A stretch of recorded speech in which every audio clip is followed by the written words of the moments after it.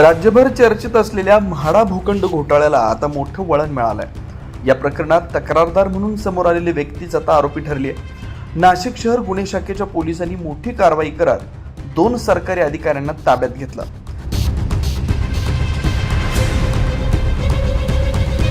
नगर रचना विभागाचे सहाय्यक संचालक कल्पेश पाटील आणि भूमी अभिलेख विभागाचे उपाधीक्षक बिपिन काजळे यांना पोलिसांनी काल ताब्यात घेतल्यानंतर आज न्यायालयात हजर करण्यात आलं। या कारवाईमुळे प्रशासनात मोठी खळबळ उडाली।